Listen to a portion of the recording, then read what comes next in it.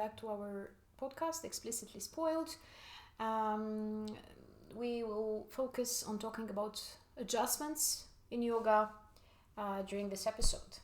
Yeah, in yet another setting, we're trying to experiment with different environments on another sofa today.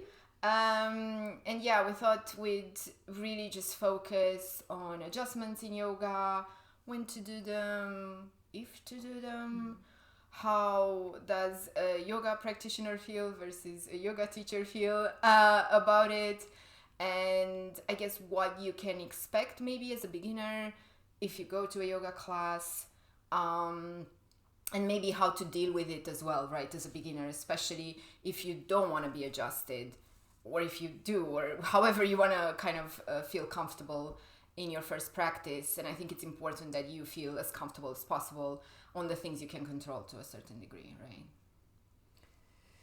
Yeah, adjustments can be really invasive, right? And can be really disturbing. And I think before we get into this, and I don't want to be kind of assuming that people don't get it, but maybe explain what you mean by adjustment.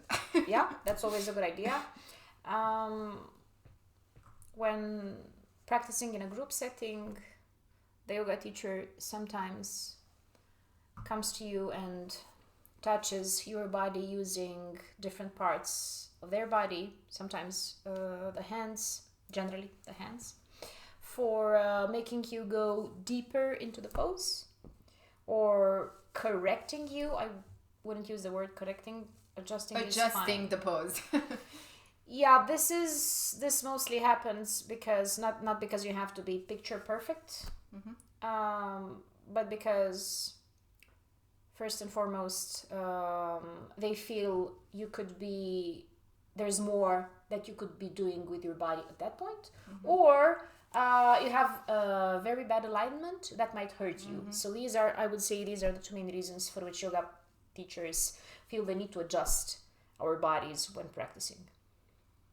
Yeah, I get it. I usually thought it's mostly the, hey, let's make sure they're sort of aligned so they don't injure themselves kind of reasoning.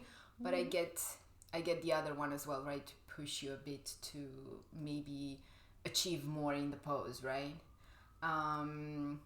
Yeah, from my side, I guess, and we'll get to how you feel about it, but I guess from my side, I really appreciate if, the teacher asks before they decide to adjust you, right? So they either ask at the beginning if everyone is comfortable, or maybe, I don't know, even during the practice at some point before they put your hands on you, so to speak. And I think this is because of maybe different reasons. So for me personally, I don't necessarily appreciate that. Just personally, it's not something I'm comfortable with. So at least if you ask me, I know what to expect, and also it gives me the opportunity to say yes or no. It's probably usually going to be no, but I think that's important. Again, going back to being comfortable. And it's just knowing, again, what to expect. So maybe I'll say yes, but I don't know that's coming, right? So I can kind of mentally prepare. I don't know. This is for me. So I appreciate that, and I appreciate teachers that do that. And I guess on that note, I don't appreciate teachers that don't just come and touch you, because I think that's a bit of privacy invasion. And I don't know. And I get what you're saying, because, maybe I'm super badly aligned, and you want to make sure that I don't injure myself or something like that. But yeah, I still feel like it's important to be asked before. And I don't know if you do that, or how you teach, or how you feel about that. Not anymore. I just go and do it. No, not anymore.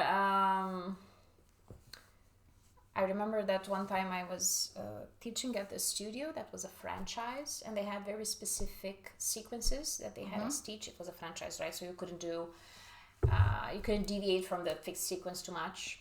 So one of the sequences, the class I always had the class start in balasana, in child's pose, right? Yeah. So I would have my little speech as advised by the franchise, and one of the things that I must I absolutely had to mention was whether the participants are okay with being touched.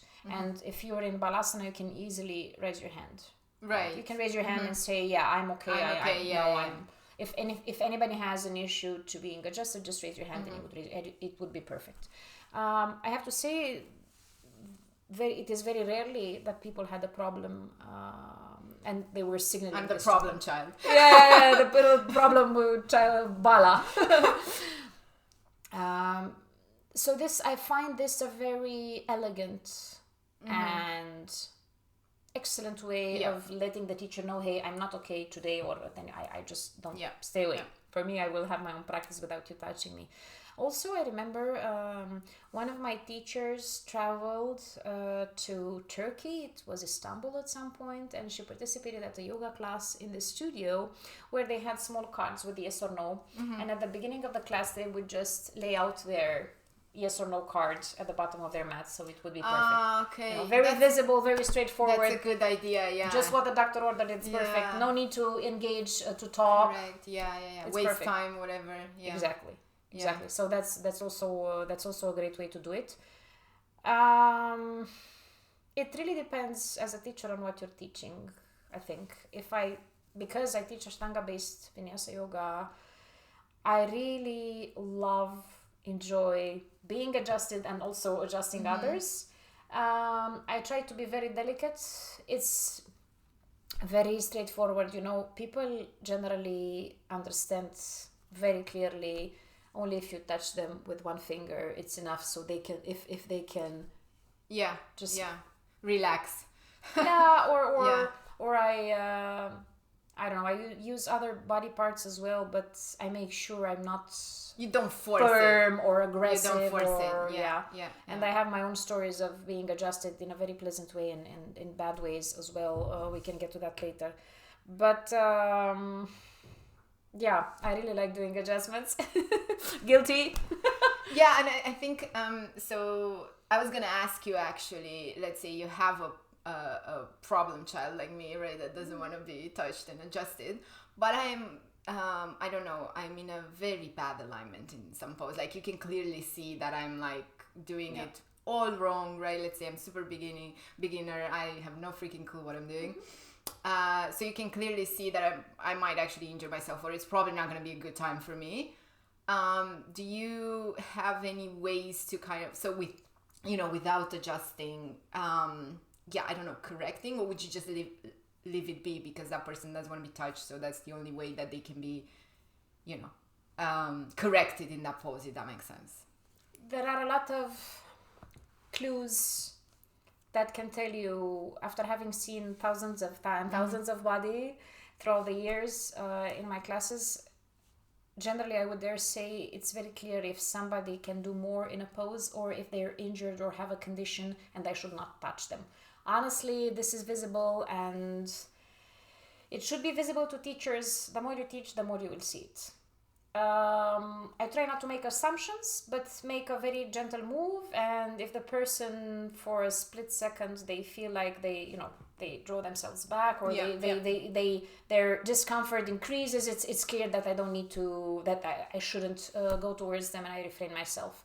Also, I try not to touch absolute beginners. I don't think it's a good idea. I only do it if I can see it in their eyes that they're very present and eager to learn and quite comfortable with their body in that situation. If that's the case, then I do it. Otherwise, I try not to, and only go to old-timers and push them a little bit harder. So you get the let's say non-verbal cues. I do. People who have an ailment, or who have, for instance, hyperextension. This is very serious, and definitely people who have hyperextensions in their knees and elbows should not be pushed even further, such as yourself. Because it only injures them more. Because you're already way more flexible than you should be. You're already going above the normal range of motion. So, and you can be easily, I guess, speaking from my perspective, easily pushed, so to speak, because your joints are so lax and they go over. And afterwards you might get injured just because, again, it wasn't a big deal for you to be pushed in whatever shape. So yeah, that's important. It is. What I'd like to add is that if people are really really rigid in the way they carry themselves, and the few minutes from the class have already passed, you can tell whether they have a lower backache, for instance, or whether they have been to group fitness classes By how they before. move, or Yeah. And then it's clear that you don't want to touch their lower back or make them straighten their knees because they're or you can see their cervical spine being their vertebrae being so you don't want to crunch then. Generally you can tell just in the same way you can tell that some bodies are lazier than others and they could do so much more, and you go to those and hey, let's come on, we can sleep during Shavasana. It's not Shavasana time yet. Let's see. Yeah, okay. That's just one perspective. So talking about like picking up on non-verbal cues, right? So I was one time in one like yoga practice, class actually, and they didn't ask right at the beginning if you want to be adjusted or whatever, and I was in down dog, and one of the assistants, right, so there was one like main teacher and she had a few assistants because it was a very big class, so she couldn't possibly like take care of everyone.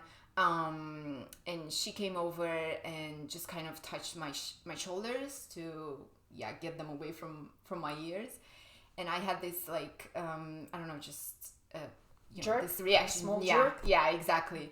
And she completely got it. I don't know if everything else was perfect or not, but I have no one's adjusted me after that.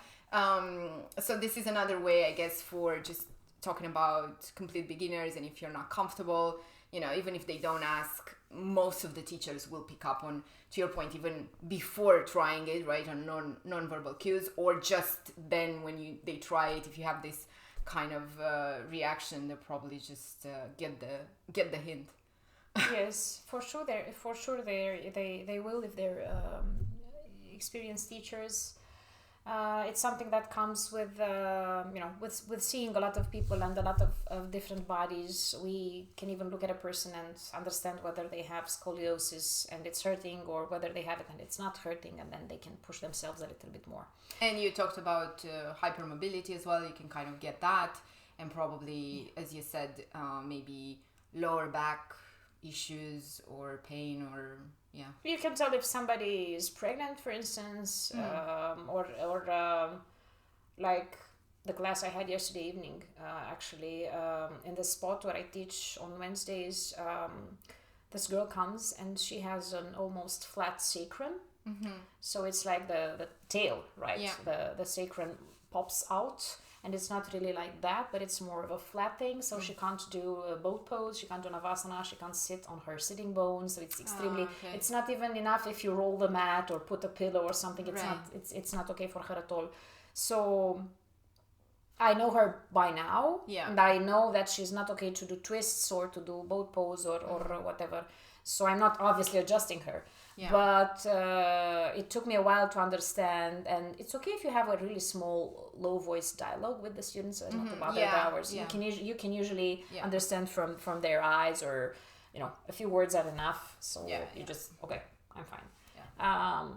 As a practitioner, I really love being adjusted. I enjoy that a lot. I really love it, and I love practicing with experienced teachers that know what to do, hold their hips or their sternum or their back against my body. Deeper into poses. I really love that, because there's simply horizons that you can only touch when you're adjusted. So I really love that. And I get that, and I think for that purpose, although I haven't necessarily been in that situation, I can, let's say, imagine myself being in that situation, being okay, I'm okay for this to happen because I want to go deeper into this pose, or I want to explore what I can do in this pose, right? And I can't by myself, I need someone to help me. So I can imagine being okay with that. I think the one thing that I would say on all of that is that I would be maybe a bit concerned, maybe it's not a valid concern all the time if the teacher is experienced, but a bit concerned about getting injured, is at the end of the day, it is getting deeper into something that your body naturally can't get there by itself, right? So it is a push. True. And whether that push is going to be, let's say, okay, versus it might actually not break, but, injure something. I don't know if the teacher can really tell, even if they're experienced. Maybe they can, but you know what I mean? That would be a concern. It is a concern, regardless of how experienced or inexperienced the teacher is. I would say we are the ones who know our bodies best. So ultimately, we should be the decision makers as to how deep can we go into a pose or not. And even our bodies, the way they are, we can't ask from them the same thing every day. Because maybe last night I drank a little too much, or I stayed up late, I slept for 4 hours instead of 8 or whatever. So obviously my body will not be able to do the same thing today as it were able to do yesterday. So...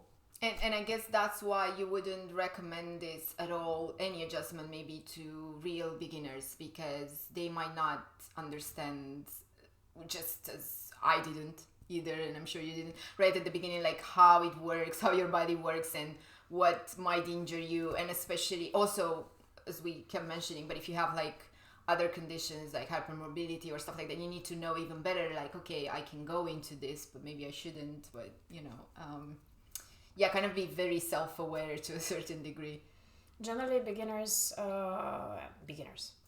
people generally cannot carry themselves properly, cannot breathe properly, cannot sit with their back straight. If you think of our previous episode, we've spoken about breathing techniques. The contemporary human individual, right, has issues even breathing properly and bringing as much oxygen as they should bring into their bodies, let alone perform a perfect yoga class from beginning to end or sit up straight if we come from the couch, we must progress really slowly and mindfully into a more serious practice. So I would not be aggressive and invasive with people who it is obvious that are not yet very self-aware.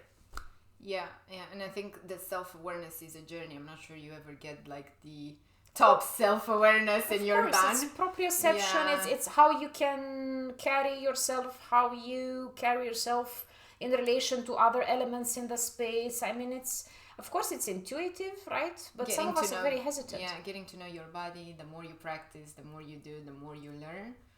And about yourself. Yeah, and that helps you then be more cautious, let's say. Yeah. But yeah, that would be for me, I guess. I'd try it, but yeah, maybe just I would have to convince myself that it's fine before, right, getting into a class and experiencing this. Although on the other hand, I would like to, right? I would like to see maybe what I would be capable of with someone's help. Yeah, I think it's, some of us are very, they can really express their emotions on their faces without making an effort, or even if they do make an effort to hide them, they're still there. So if I see people do, I immediately, hey, what's up? Where does it hurt? Tell me where does it hurt so we can avoid it and work around. It's just 5 seconds of my teaching time. Nobody else will get upset. So So if you push somebody, or somebody asks, hey, help me go into a headstand or whatever, and they have this, okay, this is not okay, we stop now. We try something else, we try more progressively, we take a break. There are alternatives. But indeed, there are certain poses that you can't even attempt at doing the first times without somebody being there to support you. In Ashtanga Yoga, we have this whole concept. It's called Mysore practice.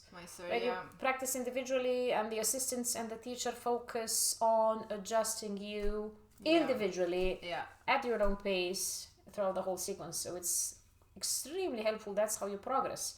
I also have a story that unfortunately it's not that great, and I would like to mention this. It's important because when you think of the rapport that happens between a teacher and the participants at a class, it's always a power move, right? The teacher has all the power. Yeah, as an sort of, because it makes sense, right? You are there to be taught by that person. don't know or you're not at their level, it makes sense that they are the hold the power in that dynamic, right? Yeah, it does make sense. That's the setup, right? You entrust yourself to the hands of that teacher, and you do what they say, and that's all there is. However, as I said previously, we are the best connoisseurs of our own bodies, because they wouldn't possibly know what we're going through, right? So because they hold the power, and because they are a respected individual in that setup, right? Because, hey, this guy knows stuff. I'm doing what they say, what this guy says, right? Because of this, you can sometimes refrain from expressing yourself. And I would really like all yoga students know that it's absolutely okay to say no when you see somebody coming at you, or extending their hands, and when it's clear that they want to touch you or get you deeper into the pose. It's absolutely okay to say please don't or no, and they will understand. I for sure can vouch for the fact that they will understand, and it will be okay. It's okay to say no. My experience was that I was not able to say no. I was in Padahastasana.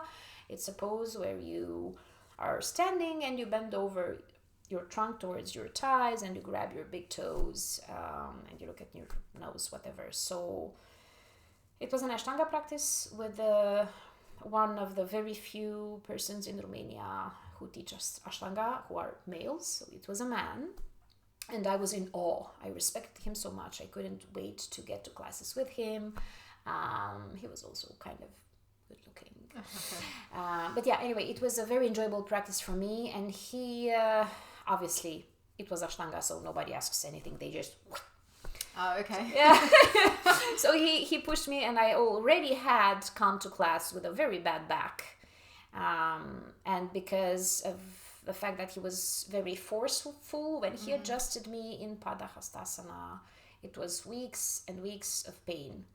And it was not comfortable at all. This was because he was the powerful, respected male figure in that setup, right? So it didn't even cross my mind that I should be saying no. Yeah. Please stop. My back hurts. It's not okay for you to do anything to me. Yeah. Obviously, I never said that. In fact, I couldn't wait for me to be adjusted by him. So yeah, it's quite a silly mistake. Don't do it when your body is aching. Make sure.